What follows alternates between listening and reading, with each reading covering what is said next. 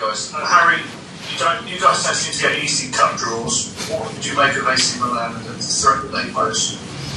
Yeah, obviously a top team, a great club. When I was growing up, I watched a lot of AC Milan and the big games and the big nights that they've been involved in.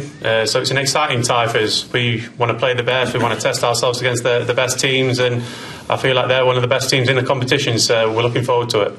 Simon Stone. Hi, Harry. We asked this of Ole a lot, but how important is it for this Manchester United to win a trophy? You're clearly making progress, but do you need to actually win something? Well, of course. When you play for this club, you're expected to win trophies, and if you play for this club, the main focus is to win football games and win trophies. So, yeah, it's really important. We're obviously in the FA Cup and the Europa League, and still fighting in the Premier League as well. So we're playing for 3 competitions, and we want to go as far as we can in all of them. And like I say, lifting trophies is what we expect to do at this club. James Samundra. Harry, it's 4 clean sheets in a row for Manchester United. How well do you feel like you're progressing as a defensive unit? And for you personally, do you feel like you're playing at close to your best at the moment? Yeah, I think as a defensive unit, we've really progressed throughout the year. Obviously, we started the season in a difficult spell. Not the best pre-season we had together, and we didn't manage to work on things, so it was tough in regards to the amount of games that we played, and we didn't get a long break, and we come back and we conceded far too many goals for our liking, especially having last year we keeping a lot of clean sheets, and then starting this season under a tough spell. But no, we're progressing for sure. I think everyone in the back line you can pick out individuals, but if my left back's playing well, it generally feels like I'm playing well as well. So I think if you look at individuals, everyone's playing well at the moment. We're playing with confidence, but we're still improving. There's still lots of areas that we do need to get better at, and I'm sure we will. So the last 2 questions for Harry, the first one for James Cooper and the last one for Rob Dawson. Hi, Harry. I'm just related to what Simon asked about trophies. I'm just wondering what a performance and a win against Manchester City, one of the best sides in Europe, does just to reassure you that you are capable of not only reaching those levels but winning something this season. Yeah, for sure. When you win the big games against top teams, I think Manchester City's shown over, especially the last couple of months, the winning streak that they've been on. They're a top team, so no, it gives us confidence going in that we know that we can beat anyone.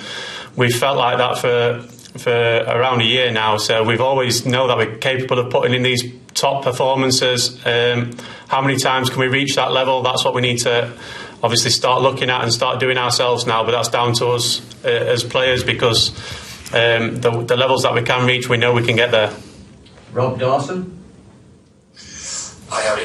It's obviously been a very hectic season for everyone, but you've barely missed a game. How are you coping with that physically and mentally? Would it ever get to the point where you'd have to knock on a manager's door and say that you need a rest? He had a rest against Real Sociedad in the second leg. That's been enough. That's my rest done.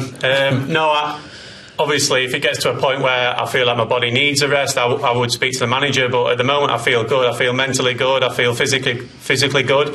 I'm used to playing 2-3 games a week now, every 3-4 days. So not much training, but no, it's I feel good physically. I think mentally, obviously, when you're winning games, it always helps. So the more we win, the better I'll feel mentally. But yeah, for sure, I'll feel good, and I don't think I'll be knocking on his door anytime soon. I'll rest when I'm retired. Okay, thanks, Harry. Thank you. Cheers. See you later. So we'll take questions for the manager now. If you'd like to put your hand up for the manager, we'll start with David McDonald.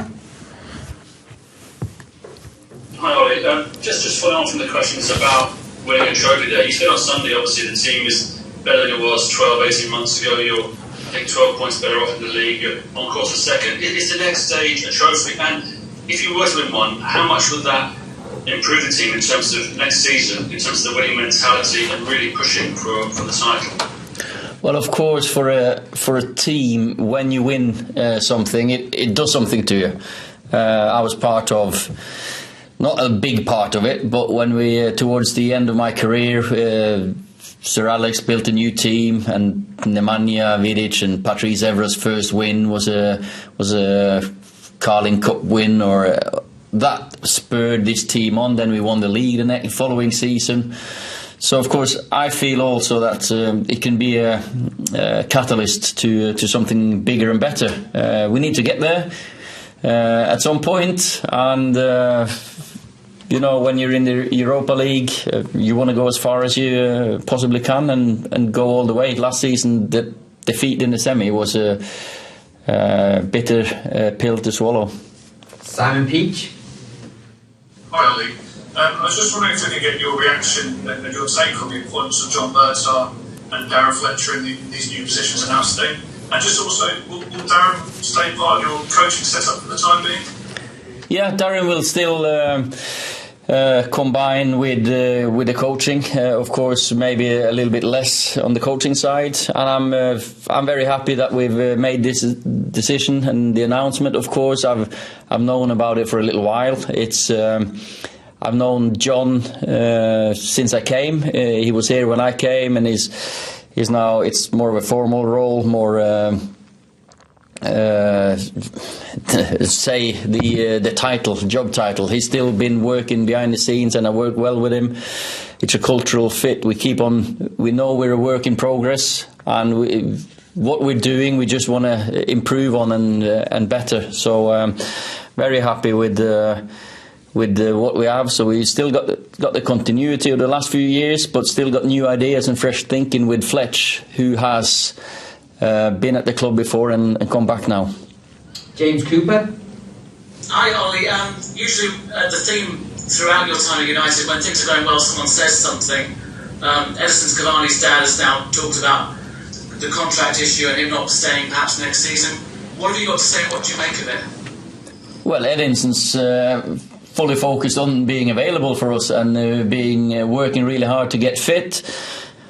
From my bad Portuguese and his better English, he's very proud to play for Man United. He's always going to give his best, as long as that, if it's beyond this season as well, a decision hasn't been made. And he's as we've said, he's made a great contribution so far. We're just working on getting him back on the pitch and fit, and we'll convince him, when the weather in Manchester improves.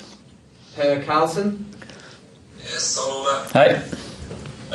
Unfortunately, I only have one question, so I just have to ask. Last night, as I guess you know, Erling Haaland went past you in the goal-scoring record in the Champions League.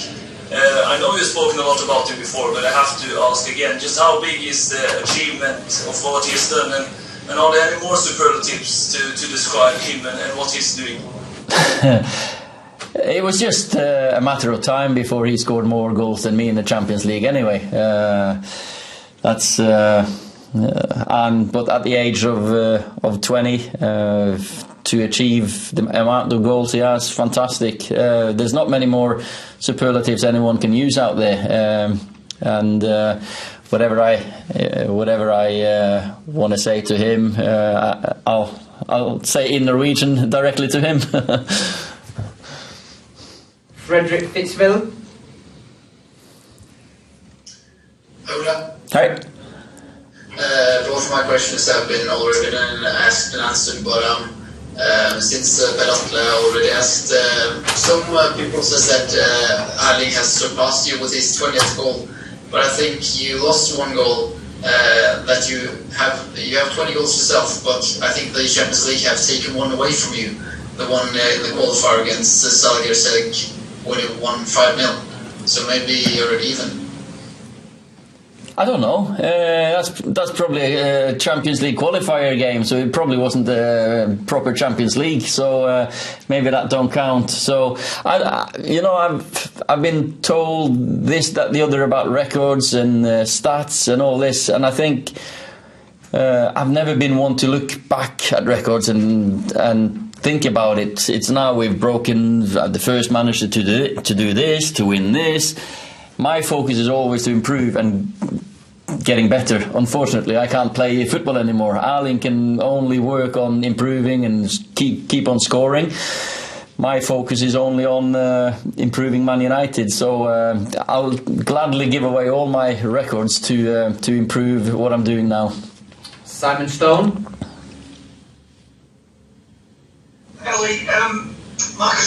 Rashford was limping quite badly when he left the field on Sunday. How is he?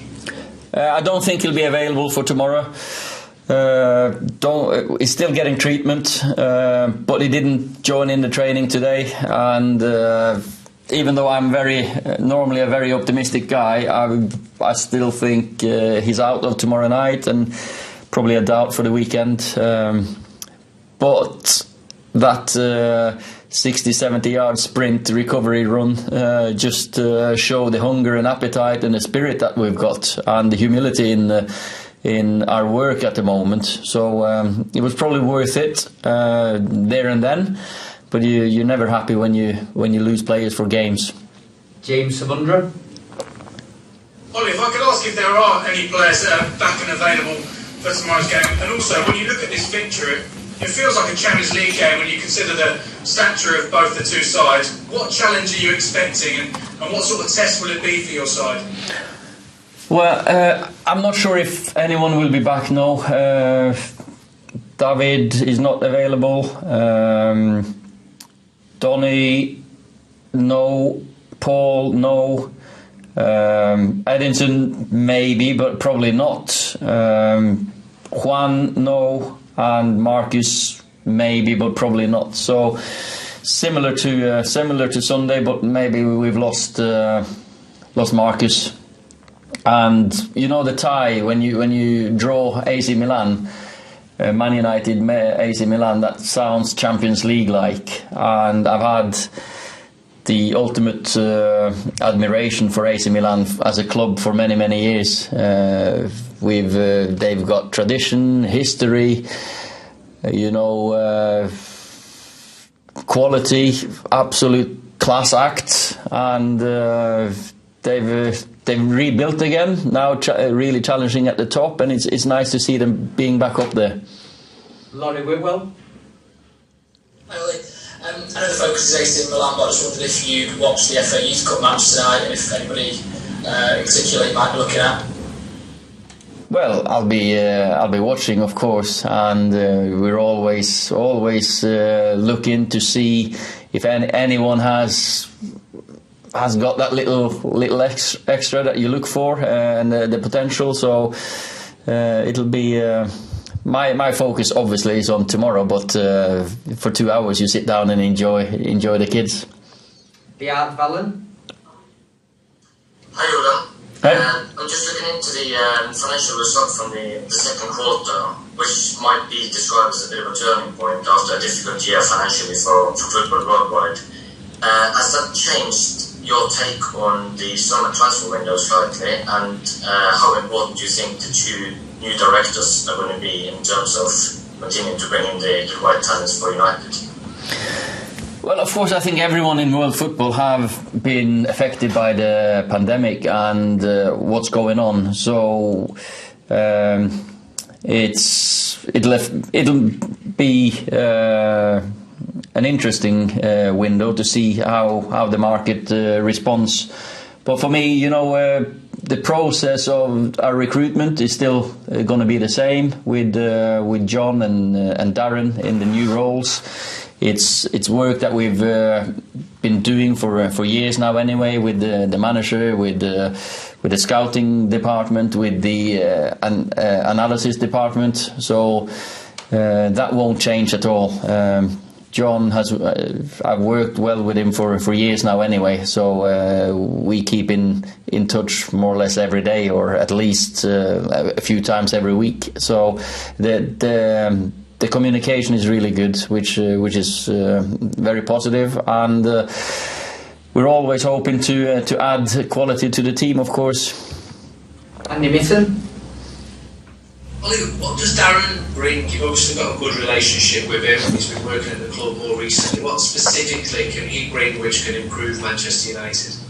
Well, a few months back when we were making the final decision, but there were also other things in the pipeline for Darren. We lost or we moved Mark Dempsey back down to the academy, and there was a coaching spot as well. And if there was one thing I was sure of, that was that we cannot lose Darren. We wanted Darren at Man United. He has the history at the club. He's been brought up here since he was a young boy to become a Champions League winner and a serial winner. And his DNA is what we want. Then he went away, and so he's got fresh ideas as well. He's got the Man United side of it, but he's been outside with different clubs. He's got a bright eye for football, really keen eye, and following the development of the youngsters. So for me now, he can combine these two, a little bit less coaching and have more of an influence on the other side of it, recruitment maybe, go and speak to players, sell Man United as the club he knows it is. I've got last question for Paul Hurst. Bailey, you said earlier that you would be hoping to convince Edinson to stay at United. What can you say to make him more convinced to stay? Because from what his father was saying yesterday, he seems a bit kind of let down, not by the club, but because of what happened with the Football Association charge. I cannot comment on what has been said. I can only say that we're very pleased with Edinson when he's here. He's working really hard to be available every day, day in, day out. He's proving his personality, his professionality. Even in his broken English, he's really helping the young kids, and as we wanted him to. We knew he wasn't going to be able to play every single game, of course, because he'd been out of football for so long. Now, let's just make sure he plays as much football as possible until the end of the season, scores as many goals as he can, helps the young players, the strikers, the forwards, even the rest of the group with his mentality. And then he will make his decision. And he knows that we are very, very fond of what he's given to the club, even though he's probably played less games that he wanted to.